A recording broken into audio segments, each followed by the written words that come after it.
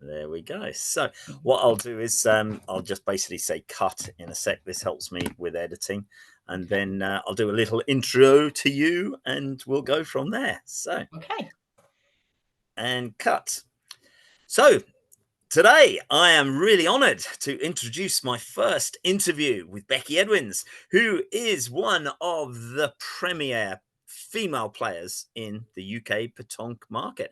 Becky has achieved immense things in this game, including 2 World Championship appearances, multiple European Championship appearances, whether that's in triples, mixed, doubles, singles. It's a great interview for me today, and I'm very, very honoured. And thank you, Becky. Welcome to the Petanque Coach Interviews.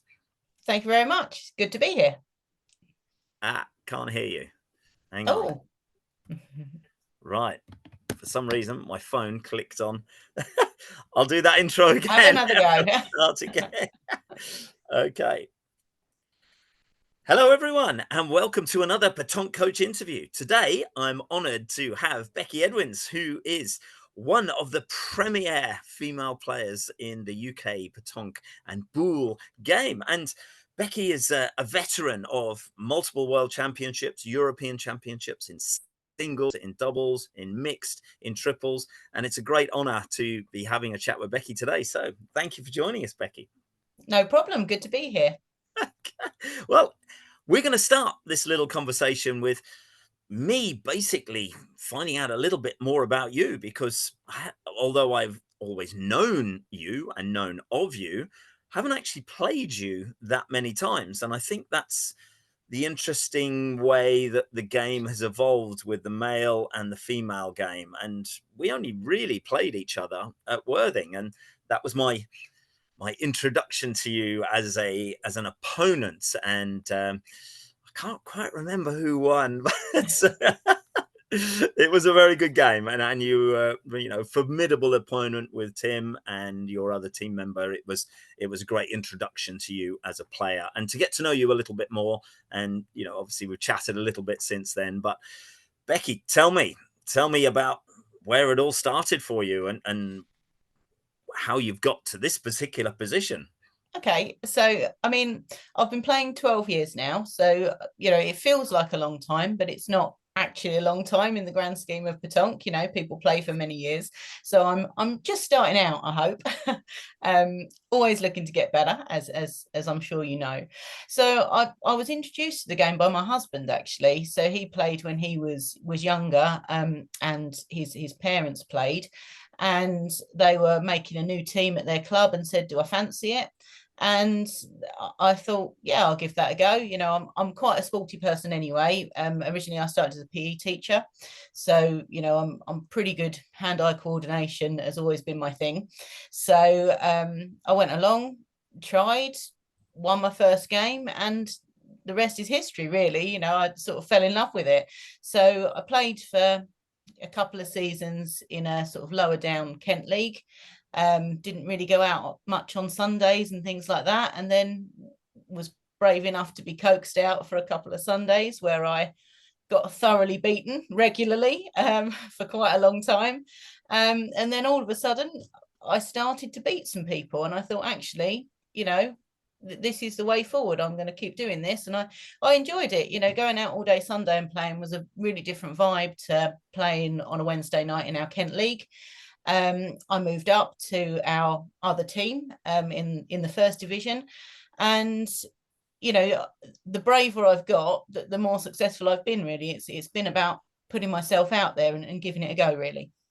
Okay, it's really interesting, because the more I speak to the top players, the thing that resonates with everyone is getting thrashed at the early stages, but not letting that affect their mindset, their game, their development. It's a learning process. You have to learn to lose first. I've often said this, and it's great. That's wonderful to hear that you've had to endure that, and yet you're still here, and it shows. The 12 years, is that only 12 years? And it's 12 years. It's amazing to see your progress, and chapeau to you for that. That is outstanding. And it another interesting thing is that you come from the pedagogy, which is a very posh word for a PE teacher, and that's great because that gives you a unique insight, I believe, in terms of coordination, as you mentioned. And talk to me a little bit more about that in terms of how that helped your game. Yeah, so I've been in teaching 18 years. So PE is my passion, and that's my subject to teach at a all-girls secondary school. And yeah, I mean, PE has given me a broad understanding of a lot of things. Anybody who's studied A-level PE will know about the different aspects of the curriculum, range right from history through to sort of politics and biology and, psychology and all of those aspects. So I've got quite a basic, broad understanding of a lot of aspects of a lot of different games, really. And I think, the limited knowledge I've got about sports psychology gives me a good grounding as to sort of the basics of how to keep myself focused and what works for me. I'll be quite honest with you, I don't agree with all of the sports psychology stuff that I've read, and it was never my favorite at university, but some of it absolutely rings true. um in terms of the fitness and keeping yourself active and things, it's always been important to me, and understanding how biomechanically things work is where my expertise really lie in terms of my degree level, and also where I'm coaching different sports. If you can look at something, compare it to a perfect model, and know how to make those alterations, that's how you help improve people. And that's how I improve myself when I'm playing. Quite often if I'm out practicing, I'll video myself, have a little watch back at the videos, look at the technique, see what I do and don't like about that. If I'm trying to model something that I've seen, how similar or dissimilar that looks. And I think that also helps me when I'm making those adjustments. If people say to me, you're not quite holding this correct, you're not quite standing quite square, you're not quite pushing this backswing enough, then I'm able to adjust that. And I think that has really, really helped me.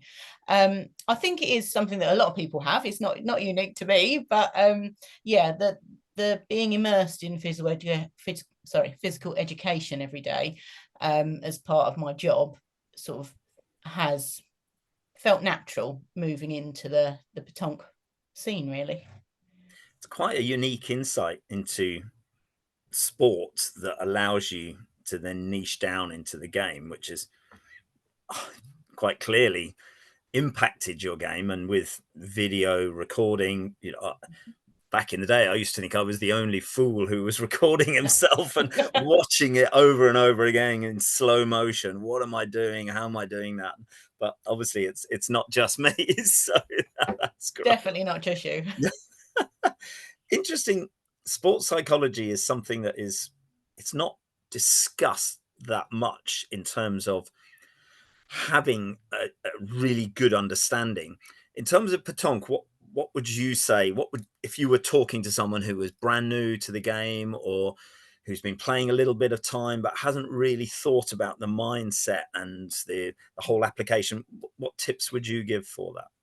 So for me, quite a lot of it is about attribution theory. So what you attribute your successes and failures to, whether it's intrinsic, controllable things or whether it's external, uncontrollable things, as to how much you perceive things are luck, how much you put on yourself as good or poor play. And I think attributing things to the right window at the right time can really make or break a game. If you are feeling like you're throwing good balls all the time and you're not getting the results, if you are constantly saying, well, I'm just unlucky, you're never going to make those changes. But equally, if you're constantly saying, well, I'm playing really badly, you're going to dig yourself into a hole. So I think it's important to be able to, assign things to different areas, but not the same area constantly. So I think sort of if anybody was sort of dipping their toe in the sports psychology water, I might say attribution theory for me is a good one to start with. And also, the idea of that inverted U curve of optimum arousal level. Whereabouts are you on that curve? Are you so unmotivated that actually you're not pushing yourself to succeed, or are you so panicked by the match, the people around you, the person you're playing, the situation you're in, that you're too tense and over anxious to be able to play your natural game? So getting yourself in that right zone on that inverted U curve, really does help, but the techniques in doing that are very individual to each particular player. And that's sort of why I say I don't too much rely on a lot of my sports psychology stuff that I did at university, because actually it needs to be specific for that person.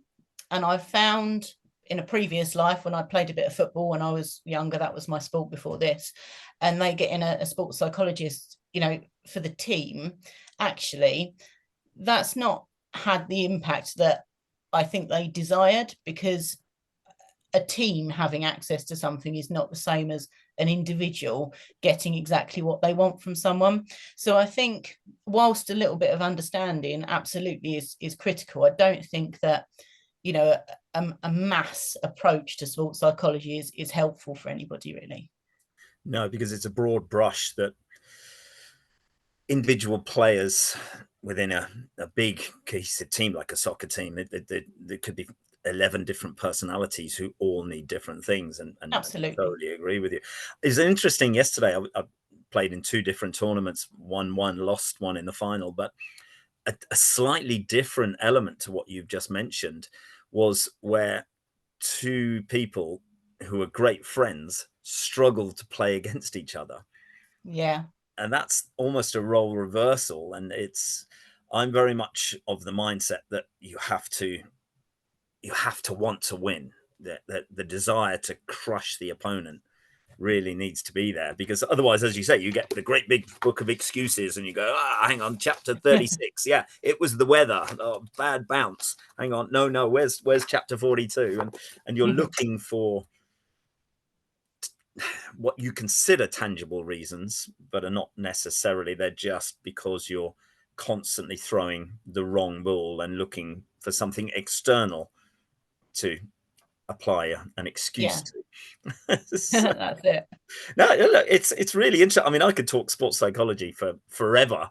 I love it. I love the whole mental side of it. But has there been examples where you have learnt in the arena that you thought, oh God, or afterwards where you think, I wish I'd thought about that then? Have you got any um not good or not bad?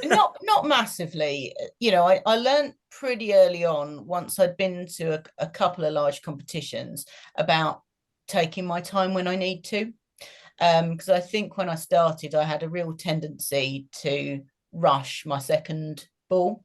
Hmm. And I think I've learnt now when to get out of the circle and when not to. So, my obviously at the start, everybody was very much, if you didn't do what you want to do, you get out your circle and you reset. And to some extent, I do agree with that. Hmm. But sometimes where I know I've thrown a good ball, or what I think is a good ball, and it might be, a foot shorter than I need or a foot longer than I need, I like to stay in the circle and adjust my position on the floor, because I know I've thrown it well, it was just too hard or it was too soft. And I like to be able to see how far on the ground I need to adjust that. So on those occasions, I've learned not to get out the circle, because I can make the necessary adjustment without that. But if I throw something and it gets a kick, or I throw something and it's absolutely not what I expected, then yeah, absolutely out of the circle, have a little look at the ground and go again. Yeah. So yeah, that's just something that I learned pretty early on, that's quite key for me.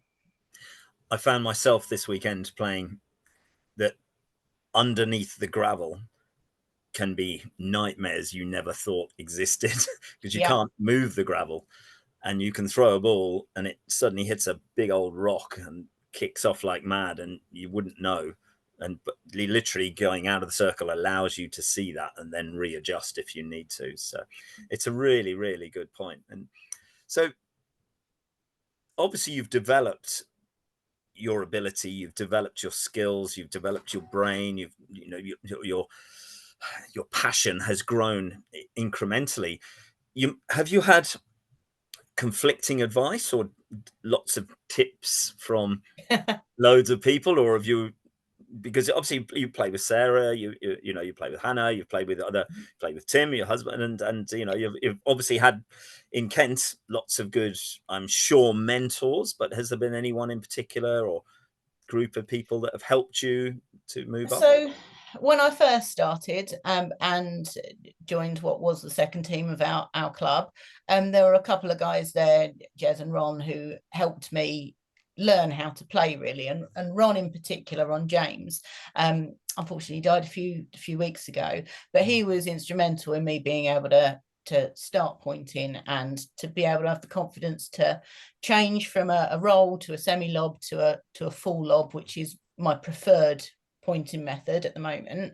He was absolutely the person who talked me through that and was able to push me and drive me to practice that. In COVID, obviously, we had various things going on online in the world of pétanque, and all of a sudden I found myself doing a 20 ball shooting championship for England, that having to video myself every other day shooting however many balls at 8 meters, and what I was really doing was pointing hard at them at that stage. And Scott Ashby helped me a little bit with my shooting technique. I was quite rigid, I was lining up my foot, it looked quite robotic. He helped me soften that a bit, and over the last few years my shooting's come on no end really, to the point I'd where agree I'm now thoroughly, having been on the receiving end of it. I am an out and out pointer, that is what I do, but I am comfortable to play middle now, which is very good, and I think I can do that to a good standard where I need to. And if I'm honest, I really love playing singles, and shooting is required in singles to be able to beat the men. In the women's game, sometimes I can get away with relying on my pointing and making sure that every ball's a good ball. But actually, when I'm playing against the men, in order for me to win those matches, I need to be shooting and staying around. And that's sort of shooting coaching has helped me there with my singles. So it's interesting you mentioned about the women and the men, and because obviously you've had great success in the mixed and great success with the ladies.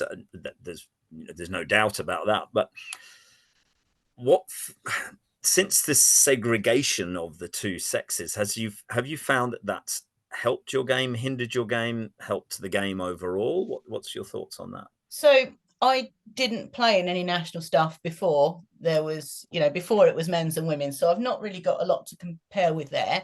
But obviously I play in a mixed team generally. And when I do Euro Cup, obviously there are mixed stuff, or there is mixed stuff there. Mm-hmm.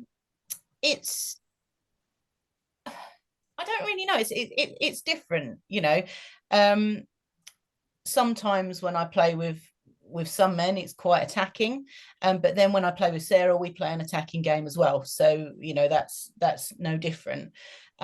Sometimes when I'm playing in the mixed or watching men's games, there are a lot less ball on the pitch at the end of the game, at the end of the end, they tend to be shooting a lot more, whereas in some of the women's games I play, the ends are a lot more congested, and you really have to be focusing on being able to get through gaps, or being able to move and spin it around different ball to be able to achieve stuff. So there are certainly differences, but I enjoy playing against both genders. I enjoy playing against men because it is more aggressive, and there's no doubt about the fact that the men's game is a higher standard than the women's game in England at the moment. And when I beat people in open competitions, I feel like I can compete with anybody really. So That's really good. Yeah, yeah. I'd probably disagree. If you were Okay. playing your typical female triples team, I think it's damn strong. You give the majority of the men a very good run for their money, and I'd be interested to see you play together as a trio Yeah. to see exactly how that panned out. It would be very good to see. So, in terms of your training regime and your motivation now, because you've achieved some amazing things within the sport, what keeps you hungry, and what does a typical training regime look like now? And if I could also chuck in another one, what did it look like in the beginning, just so that people can see transition from a, maybe let's call it a fun player playing midweek, maybe once twice a week, to now a world class player in terms of Yeah. achieving world and European status? So at the moment, I play 3 times a week. I would like to practice more than that, but my job simply doesn't allow it. And whilst I love pétanque, you have to put it into perspective. It is my hobby. Yes. So, I do play 3 times a week, and where I can, I get out and I practice. And when I practice at the moment, mainly what I'm practicing is being able to control spin, because I've got quite a solid spin going one way, but the other way is absolutely unreliable, and I need to develop myself a comfortable and consistent way of doing that. So, that would be what my practice focuses on at the moment. In the lead up to the World Championships in October, obviously I'll be getting out a little bit more to do some practice, and that will mainly be stuff around just general pointing, making sure that my action's feeling nice, making sure I can hit my landing spot reliably.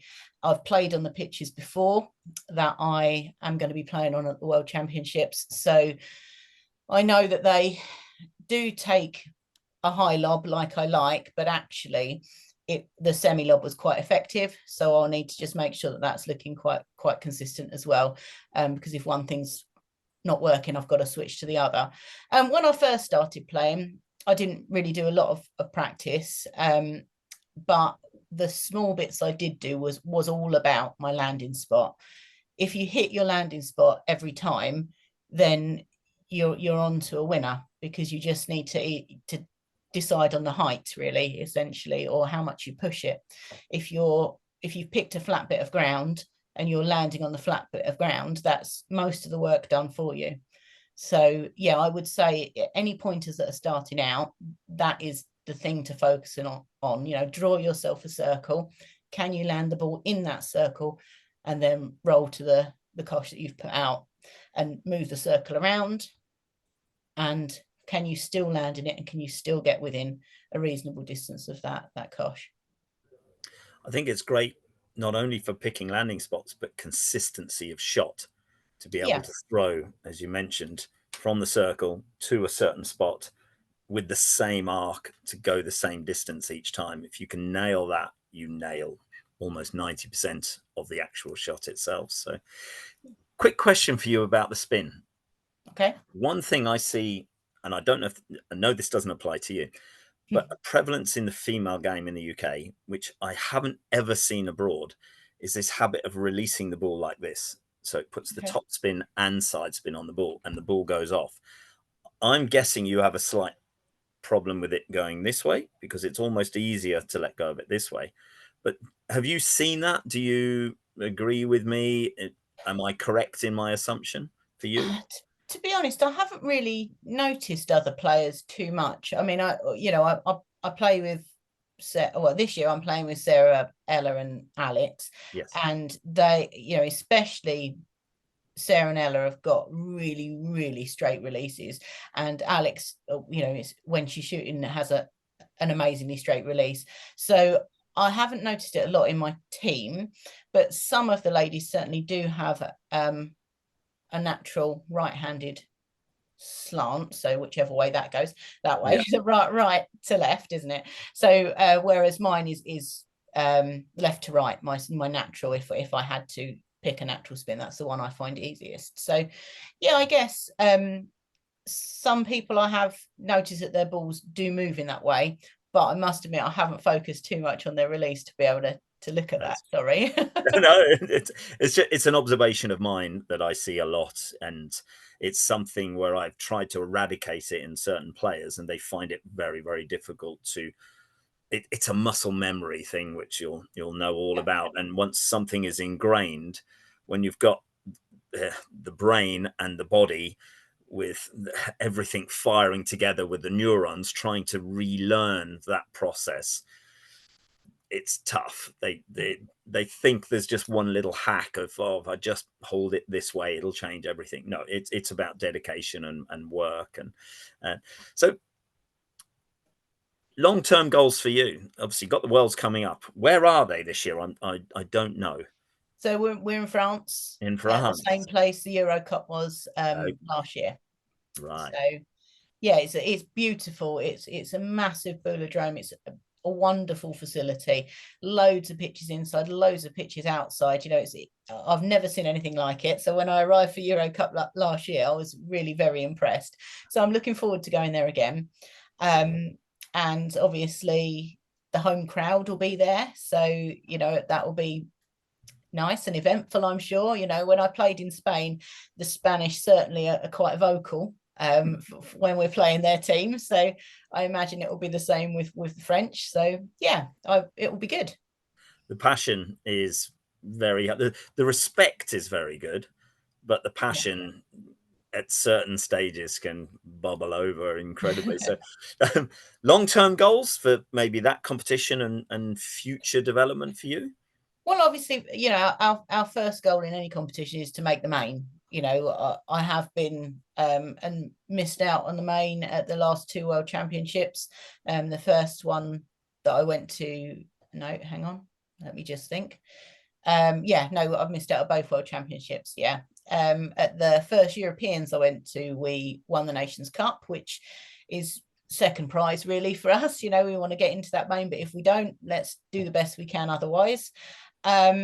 So yeah, so that's our first goal, to try and get into that main competition. And I do think we've got a very good chance of doing that. You know, we are a strong team. And although this will be the first time that we've played together, we've all played together separately. We've had some practice competitions that we've played as a four in the lead up. So we will be really prepared. In terms of sort of other things long term, I just like winning. And I know that's, you know, I'm sure everybody feels that way. So I'll keep playing. I will see what I can do. When I went to the European singles in Switzerland, I did really well after the initial Swiss rounds, and I was right up there. I think I was 9th or 10th after the Swiss, which I was really pleased with. But I got knocked out by Poland just before the quarterfinals. So that was of my own doing. I missed a shot for game, and then the following end, I had a bit of hard luck. I pointed virtually on the jack and sprung the jack more than a metre away, plenty of space for him to point in. So I sort of handed it to them really. And I thought I could go quite deep in that competition. So I would like to get myself to another singles to be able to give that a go. And hopefully at some point over the next few years that may happen. We'll wait and see. I think singles for a lot of people is the hardest game. There's no escape. There's no hiding. No. You can't say, "Oh, he was rubbish. She was bad." It's you against you and against the opponent. And Yeah. I how do mean, you for how do you me, deal with that? How do you let go, you personally? Because the most difficult thing in singles is to let go of the previous shot and focus on yeah. the next shot. I'm interested in what you do and how you. Okay, so that is something that I do in all of the games, and I am lucky that I am playing with people that also do the same. So we don't spend ages dwelling on where we've played badly or whether we've been unlucky, whichever. We don't talk about it much after walking up to each other going, "Oh, that wasn't very good, was it?" And that's that. We move on, and I think that helps me in all aspects again, not just singles. It is helpful in the singles when I have a coach at the end. to be able to just bounce a few things off, because some of my downfall is being a bit indecisive with things. You know, should I point, should I shoot, should I lift it, should I roll it, you know, what's best. So sometimes when I'm not playing my best, or actually when I'm tired mainly, I find it really hard to make that decision and run with it. And having a coach for singles at the end of the pitch to be able to say, I'll just do this, it helps you and it gives you a bit of clarity in the circle. Sometimes when you're playing singles on your own, when you know, I mean, singles is always on your own, but without that person to bounce ideas off, that's sometimes where I come a bit unstuck, thinking, well, should I do this, should I do that? And then I do neither when I go into the circle. So yeah. Chase two rabbits, you're catching none of them. Yeah. That's it. Yeah. It's I think that's part of the development as well, though, because I've always said tactics, they're always wonderful when they come off, and it's yes, best tactic ever. And when they don't, it's you fool, you shouldn't have done that. But you can almost learn. And one thing I like to do, I don't know if you're the same, but I rehearse previous ends, and I will often take a picture and think, what could I have done? And I'll Yeah. go back and I'll try different things, and it doesn't always come off, but it allows me to process it in my mind. Do you do anything Well, like that, we did or something similar to that when we had a few years back now. They did like an England squad, and we had a few ladies' training days, and we all went together and we tested out a few different things.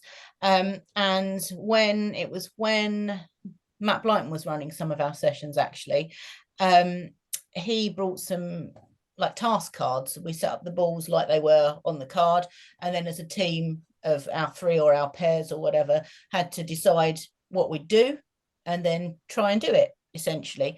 And that was actually really good for us as a team, as part of development for the squad, to be able to get to know each other's tactics, how we think, what our limitations were at that time, what we could and couldn't do. Because if we decided that we would hit a double and then nobody could do it, well, that's a ridiculous thing to decide. So you know, so it was that type of thing. And actually that helped as part of our little squad at the time.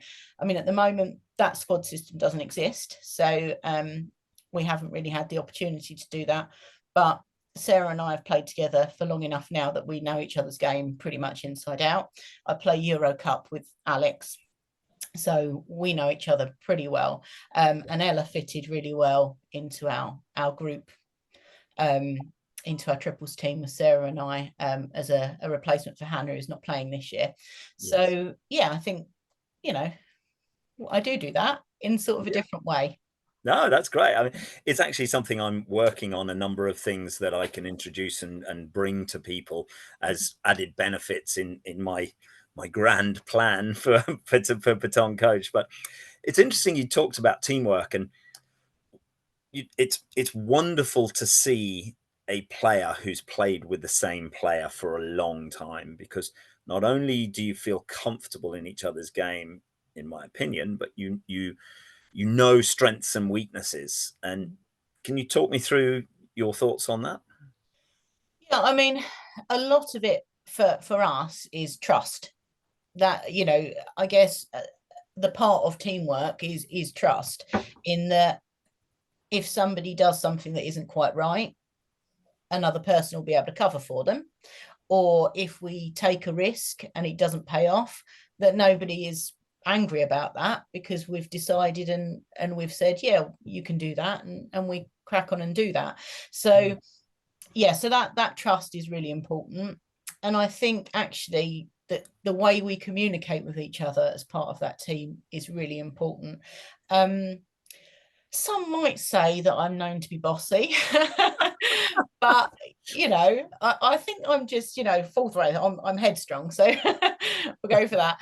But yeah, I am quite happy to take a leading decision, or put my opinion across. And luckily the others that I play with are also happy to put in what they think, because the worst thing about playing in a team, if one person is just making all the decisions unquestioned, you know, it makes the other players feel not necessarily insignificant, but if they don't talk up and things go wrong, a little bit of resentment starts starts to happen. Whereas if everybody is confident and able and feels safe to be able to have their say, and then you make a group decision, that is much more of a team ethos and sort of pushes you together cohesively, really. And I think with the time limit on throwing and time in the circle, etc., the days of 10-minute discussions Yeah. before shots long gone. No. It needs to be snappy now. And yeah, one of the things that was taught to me recently, which was knowing roles within a team, and if there is dissension in a triples, one person is the captain who makes the final decision. That's, I think, important as well. Yeah, I mean that is important if when our coach isn't there. Yeah. Um, but obviously we do rely on a coach for that to be able to ask and get an answer when we're a bit split. Um, I I've got a lot of respect for Sarah. She's been playing a very long time, and I quite often would trust what she says. So if I'm unsure, if I put my point across that she will say hers, I will trust what she will go with. So I'm not saying that she would in our double she's the captain, but I'm quite happy with things she decides. And for me, I'm talking about Alex Spillett that I've played with a bit. When I'm playing singles in Euro Cup, she is absolutely the best person for me to have at the end of the pitch, because she knows what my game is like, and she knows to say the right things at the right time to me. And she has been an immense help in difficult singles matches or difficult mixed doubles matches in that Euro Cup, just to be able to give me a nod and sort of swerve me in the right direction. So, in terms of people taking charge, we're in a good position for that in our team at the moment. Perfect. And you mentioned Ella, who's Yeah. obviously a very young player coming through the ranks, done phenomenal things at junior level. And have you had a lot to do with mentoring her and other juniors? I'm guessing you have with your teacher role So I've not really spent a lot of time mentoring Ella, but I have played with her a few times, and a little bit when she was younger. We did the Crystal Palace tournament together and things like that. Recently, I've played with Amy Geddes, who's going for the youth championships as part of their team. And that was excellent to play with her, and I hope that we'll be able to play together again. Obviously in the local area, I'm quite happy working with juniors. And at the moment Kent don't have very many juniors, and it's something that we would quite like to promote and push. We've done some work with some scout groups to try and get a few more people on board, and I was part of that group that did a little bit of work with those students to be able to get them a bit of love for pétanque. So yeah, it is something that I would like to do, but equally I do that all day every day, so it's a bit of both. But yeah, I do like to play with juniors, and I hopefully will get to play with some more in the future. When I was in France recently, I saw these quite remarkable indoor ball that were rubberized and had weight to them but wouldn't break things. Have you experienced that? Have you played with it? Would you think there might be a future for the youth who maybe are too addicted to Xboxes or their phones, or just to get them to do something, because sports day and sports fields are now being sold off for houses and all sorts of things in schools? Yeah. So I think indoor ball have certainly got a place for bringing things into schools and trial days and things like that. We at my school, we've got a few sets of dog ball that we had for a Bastille Day celebration, and they were like, "Oh yeah, we'll give that a go." So, so we do that, but we'll nowhere to play. We've got a football pitch, and that's about it. As much as the field that we've got only holds a 200-meter track, so there's no way that we can set up anything to be able to do any work like that. But if you've got the indoor ball, we've got sports hall area, school hall area, you can even use them on hard ground. So that is quite key to being able to unlock it for people that don't have the facilities, really. So I do think there's certainly a place for those. And I would imagine sort of the key to securing sort of an inlet to some schools. Whitnash Petanque Club have done some really good work with getting people involved through Duke of Edinburgh. Mm-hmm. And Heart of England have massively grown their junior section, and have got loads and loads of the country's juniors there, all through hooking in a bit of the D work. So they're having to develop new sporting skills, and that's the way that they've been sort of channeled to do that. And I am actually playing with a junior in Whitnash at the end of the summer holiday as part of that. They've got a ladies doubles, and I'm pairing with a junior who's taken it up through Duke of Edinburgh award. So yeah, I think that type of scheme and those type of ball and are important in getting younger people hooked, because it gives them access to something they wouldn't normally have access to. Absolutely. The thing that shocked me was how expensive they were. Yeah. You can almost buy a full set of ball. Well, you practically can buy a full set of ball for the same price, but I see the appeal. But I think in order to make it more accessible, and certainly to schools who have very limited budgets for things, yeah, I think there's legs in that, and definitely the Duke of Edinburgh is very, very good. I have a lot of time for it. My children have been through it, and that's really, really good. So, life and pétanque. Yeah. Obviously, you've got your role teaching, really, really good. You've got your pétanque. You're married. You've got friends. You know, it's how do you balance things? There's a lot going on. Yeah, I lead a busy life. I've got an Ebbsfleet season ticket as well. Ebbsfleet United, they are my team, so I like to support my local club. So yeah, it is busy, but I enjoy it. I've been very lucky with school. I'm deputy head teacher at the moment at the school that I'm at, and my head teacher is really quite supportive of the pétanque and the sport and things like that. There's a couple of us in the school that do things nationally, so she so far has been very good at giving me the time that I need to go to European and World Championships.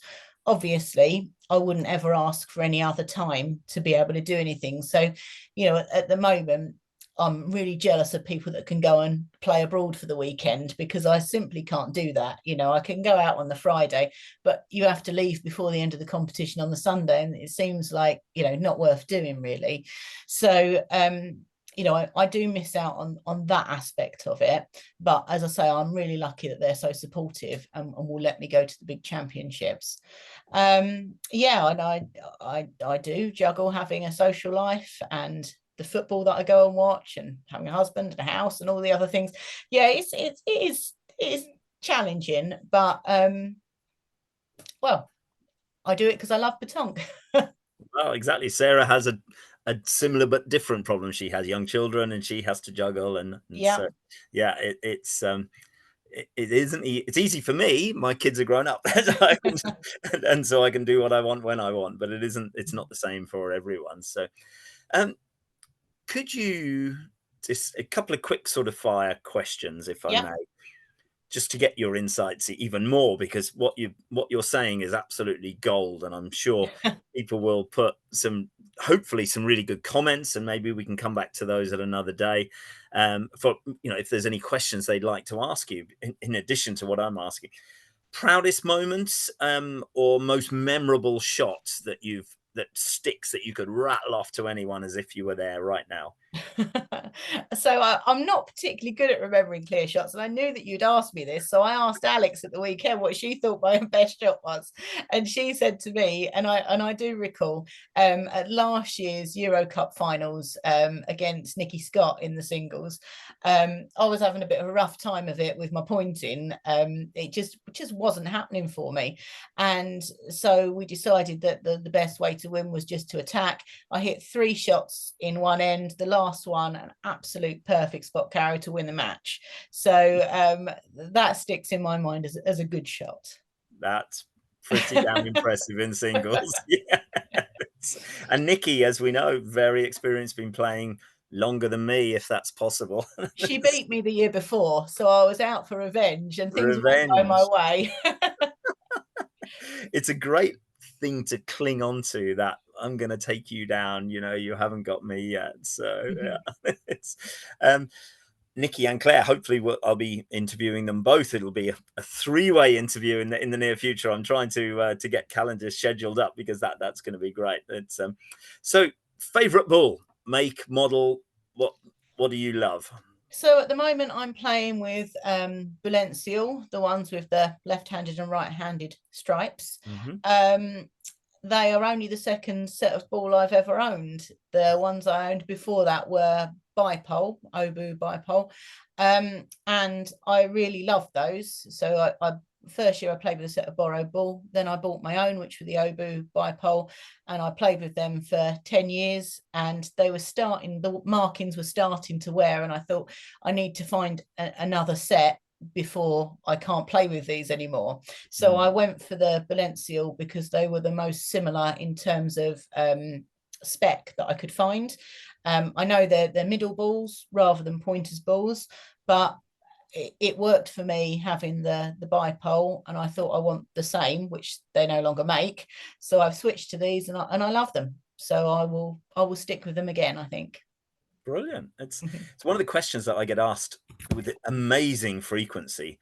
Which bull should I choose? Which are the best? Which are not? And a couple of interviews so far, there's been a lot of Obu ATX, so it's great to see you going for a I'm different Valencial. model. Yeah. What advice would you give to someone who's asking me that question all the time?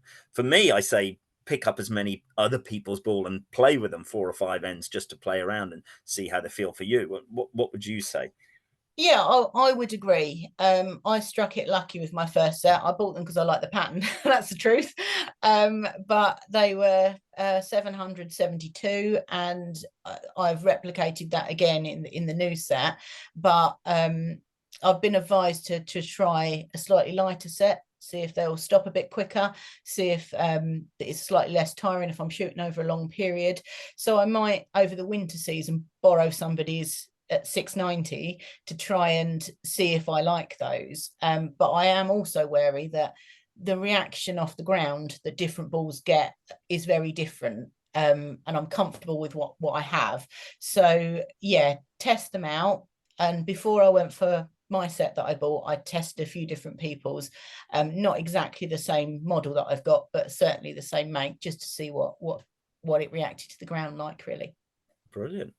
And I mean, one of the things that I've found with a lot of the ladies that I talk to is they have lovely petite hands, and 71, I think, is, you can get a 70.5, but I think Yeah. 71 is where you get a 70.5 is impossible, it seems, but 71 seems to be the smallest.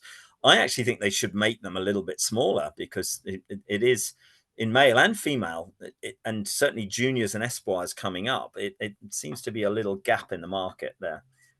Yeah, and I think also for juniors that are playing in adult competitions, they have to have adult size ball.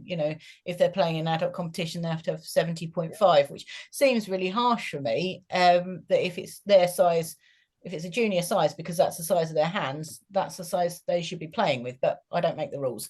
So No. yeah, I suppose they are harder to hit if they're smaller. So that's a little bonus for everybody else. But yeah, I think the grip on the ball very much determines a lot of the throw, and if you have got the wrong size, then it can have quite a large impact. So, dream team, international and UK. If you could pick anyone, alive, dead, not playing, let's start with the UK. Well, I need a strong shooter with me. So I mean, if we're talking women's game, then obviously I pick Sarah. That's without doubt the person that I would pick. But generally, I love playing with plumb off. I love playing with Jason, so I'd be happy with any of those really, as a shooter. And if I'm picking a solid middle that I'd play with, then I love playing with Scott Ashby. So he would be my middle, certainly. Right. Interesting. And if it was a female third, It was a female third. dream team. It's really tough because I've not played with enough people for, across a lot of years, but I do enjoy playing with Kaylee Thatcher. I think she is very steady and consistent, and yeah, an asset to any team. An international can be male, can be female. Well, Who would if you? I'm thinking about the females, you have to pick Cindy from France as your shooter. That there is no contest there really for me. I need a strong shooter. She is a strong shooter. I also was really impressed at the first World Championships I went to and the European Championships I've been to with Emma Pickard, Mhm. as a pointer slash middle really. She looked like the type of person that I'd enjoy playing with. Really passionate, really emotional about her game, and the type of person I'd get on with really, which Yeah, is important. Emma's a very good player. Someone for you to keep an eye on for the future, Kimberly Bouche. I Okay. think Kimberly will be, she is the current poster girl, shall we say, of French juniors, and very strong family behind all pétanque players. She's going to be really hot. But Okay. so, and any men that you would just allow to come in? Well, I mean, I don't really know. There's so many good male players. Obviously, Rizzy's excellent, so that would be somebody that I would like to play with, but it's never going to happen. You never know. You never know. So, final one Okay. between you and me, nobody else. Secret tip that you maybe keep to yourself, that's just you may say to me or to your other great teammates, but you don't necessarily share with the wider public. Anything, any special Well, little thing? I don't know that it's really a secret or whether it's just good technique, but I hear people say things like, when you're playing against a right hander, we put the kosh on the left hand side so they come across their body. And I always think to myself when I hear people say that, that simply is not something that happens. I never come across my body. I stand behind the circle, I look at the jack, and I step in square to the way I'm throwing. So, if I step in and I'm facing this way in the circle, that's perfectly fine because that is the way that I'm throwing. So, I mean, I can't say that it's a secret tip, but I always stand behind the circle, I look at the jack, and I step in absolutely in the direction that I'm throwing. So where people say, oh, we'll put it this side because they come across their body, I'm not coming across my body. My arm comes through exactly the same every time I throw.